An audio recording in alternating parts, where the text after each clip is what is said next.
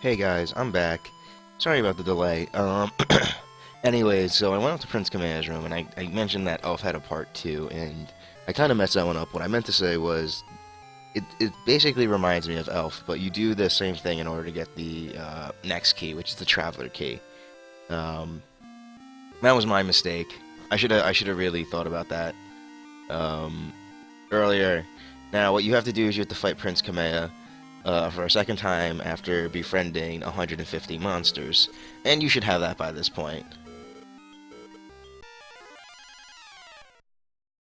This time he'll have a Metal King, a Gold Golem, a King Leo, and the Gold Golem.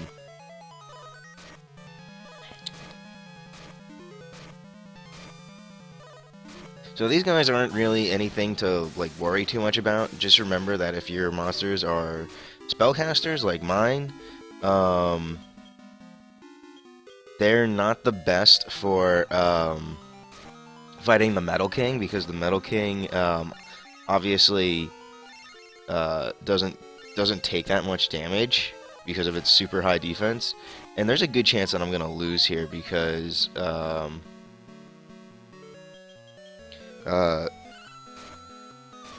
I'm doing damage, but I'm not doing enough to kill one of them, unfortunately, and I'm a little low level. So as you can tell, like, I'm already not good enough.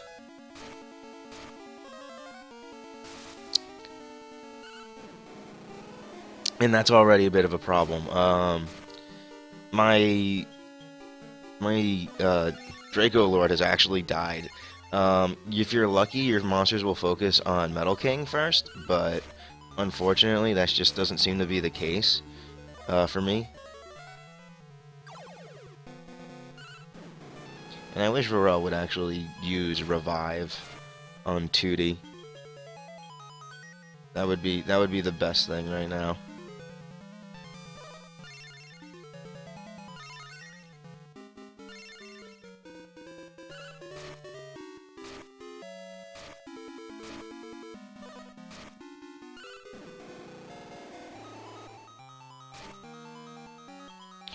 Alright, I'll see if Fess will do it instead for me now, because I'm not getting anything from Varel. And these are all based on your they're all based on your really? Come on guys, cast Revive. I know you can do it. There we go. Two of you have Revive, and one of you has a Heal Us All, so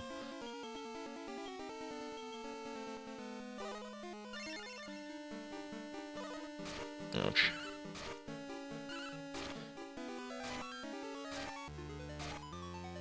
Alright, there we go. Finally won. That took a really long time. And he'll give you the Traveler key. The events in the Traveler World are relatively easy. They're nothing too powerful.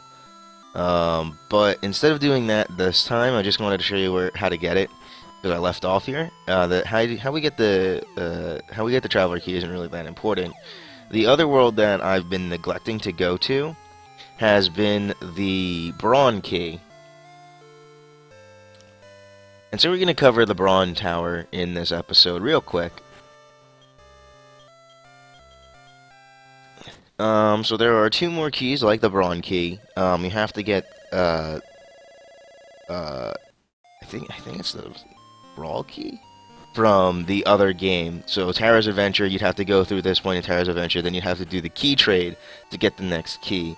And that I will be getting at some point. It'll just take a little bit because it is hard.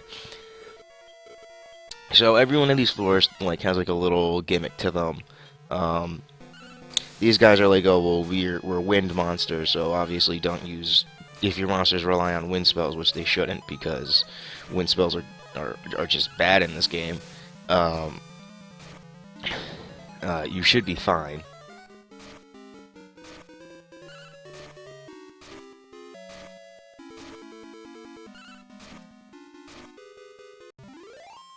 So it's a fairly easy battle. You get experience.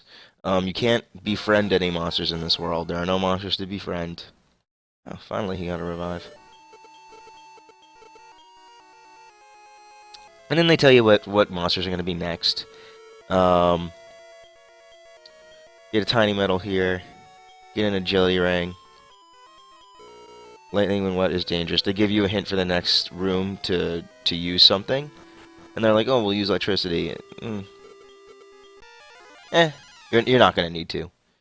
These guys are relatively easy. Just keep with whatever strategy works for you, and you should still be fine. I don't know what Stormwind does. Let's see what that does.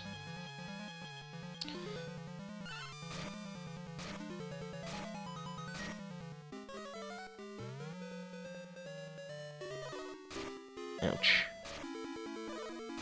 So they're not doing too much damage, obviously. The only thing that you need to watch out for is Tidal Wave.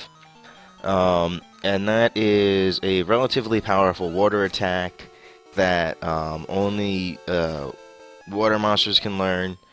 It's basically their white arrow or white fire equivalent. It's nothing really to be worried about. It does around 150 to 200 damage every now and then, if you're really unlucky. And then this one will tell you that to use fire on the ice floor here. I don't really get too much from this, from the Brawn one. And then you have to do the next tower after. And they do, they give the next part of this. So I'm going to do quad hits here. Oh yeah, sure, fire. So these monsters here are all resistant to ice attacks. So if you didn't know that, here you go. Obviously, Iceman is not weak to ice. Some beasts, like Big Eye, are that exception as well. And then undead, in general, are resistant to ice attacks. Something that you should have been able to figure out for a really long time. Because you would have had a rough time against these guys otherwise, as you were going through other worlds.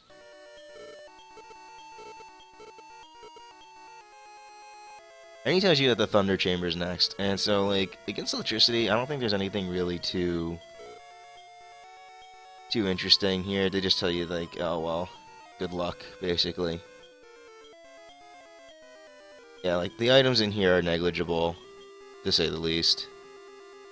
You can easily climb this tower the first time you come through here.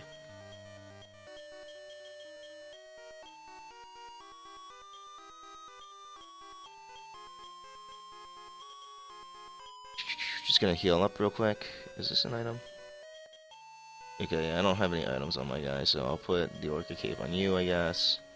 I'll put the Agility ring on you. I don't know. I don't really care. So now they're going over basically which monsters are resistant to what spells. I don't really use the electric skill too often, so it's not really anything.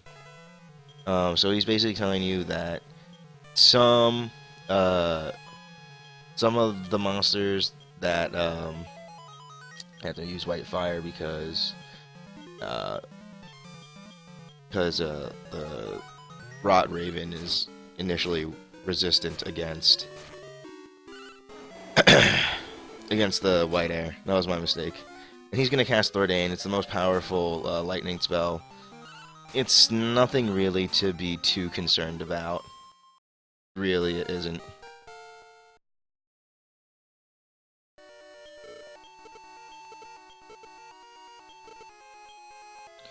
And so he tells you that monsters that are good against fire are against us next. So we get a Sailor Ring, we get a Love Water. That's like the healing item. And we get a Silver Cape. The Silver Cape isn't as good as everything, but it's not bad. So I'm just gonna heal up here real quick.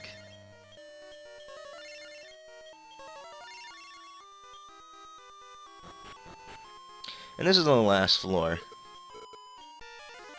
And you're going to be fighting a boss that you need for the end game. If you want the final,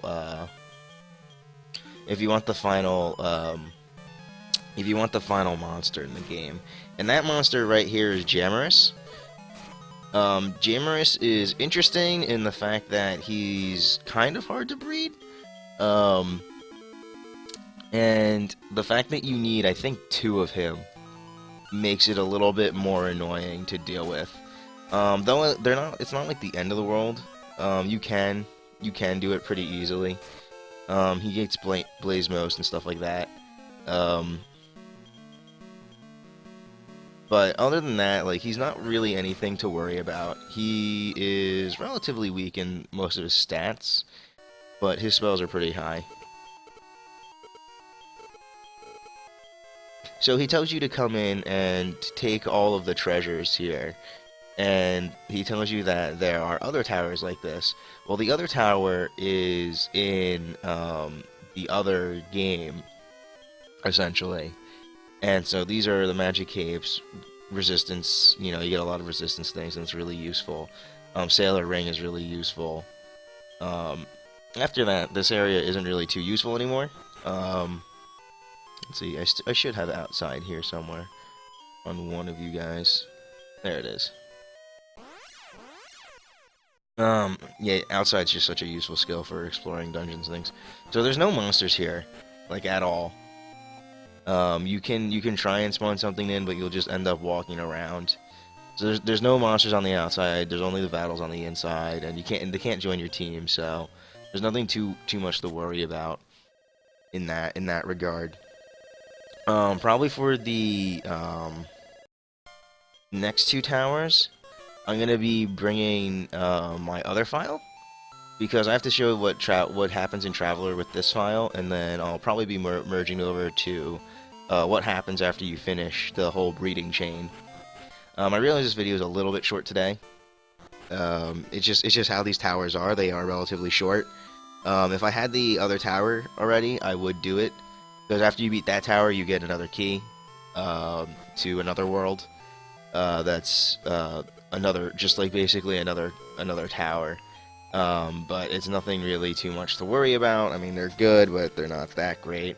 So if you were wondering, yes, I brought a bunch of repellents for next time. I have to go sell a couple things, just do a little bit of inventory management. And then after this, basically the game is going to be over. There's not much left to do. We have to do one extra boss. And you need to have at least 250 monsters. And then you need to and then you need to have beaten the game. You needed to have gotten the Traveler. You need to beat Traveler. There's another boss. There's an extra boss there. So we need to do all those things too. So I'm just depositing these things real quickly because I need to go pick up some just some real quick some other things. Now I should go over something here. Because I think he might be close enough. Yeah, he's getting pretty close. So basically, I'm raising my King Leo here, basically to level 99, to try and show something. And that something is that when one of your stats is at 950, the max stat in the game is 999. So if you have an item like Steel Fang, which is on like King Leo, that increases it by 50. Once it's increased to 999. And you take the item away, it actually doesn't change anything. And you take the item away, and your stat will still stay 999. And that allows you to, it basically allows you to max out all your stats beforehand. So if you hit the max level and you're only like 50 away, you can increase it permanently to that stat number, which is really, really nice. Are there no one? Keep coming back.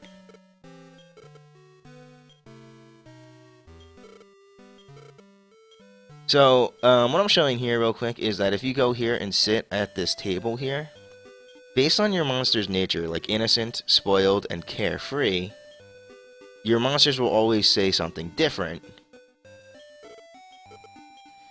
And so you can actually talk to your monsters. And so the innocent ones just doesn't... He'll say something mean if he's a boss monster, but he doesn't realize it because he's a boss because he's innocent. And then if they're spoiled, they're just gonna be really, you know, dickish. Everything like that. It's pretty simple like that. So at this point here, I still have yet to win the S-Class challenge. I actually haven't been able to do it even with this team.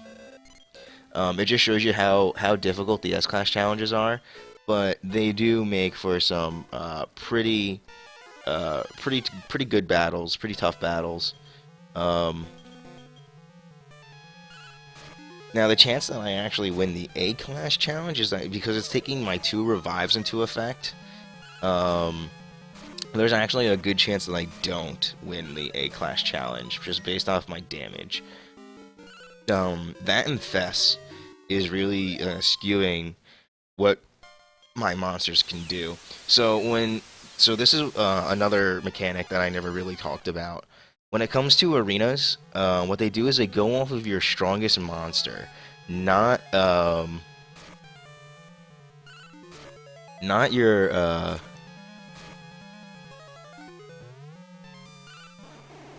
not your not your weaker monster stats. They don't like take an average of it, which is kind of disappointing.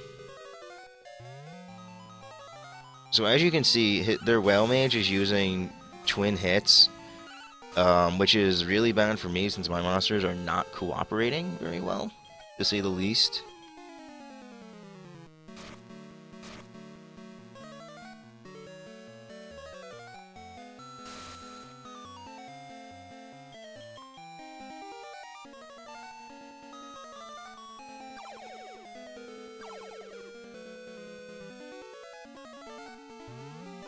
Oh my god, good. Jesus.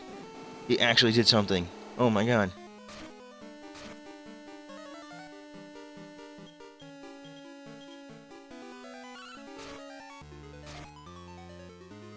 Alright, while Stagbug's a hunk of iron, what I want to do is I want to, because you can't hurt them when they do Iron Eyes, so I want to just do defensive skills here real quick.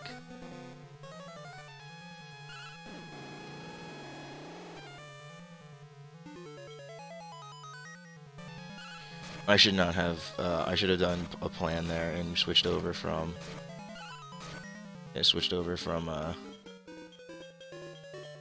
defensive to no skills.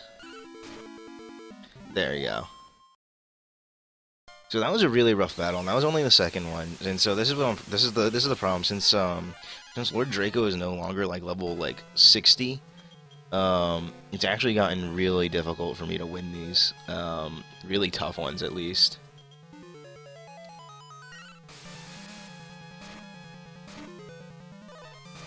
Ouch.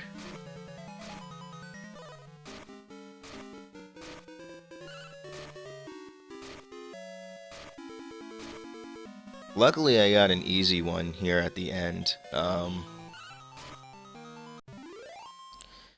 But that could have gone really badly, and I've actually lost the A-Class a couple times. Yay, a magic key. Alright, moving on. So that's basically it. I finished up some mechanics, some things that I wanted to show. We have an extra boss battle here, so I'm going to be doing this one when we come back, and this is the Butch boss battle. Alright, so I'll see you guys then.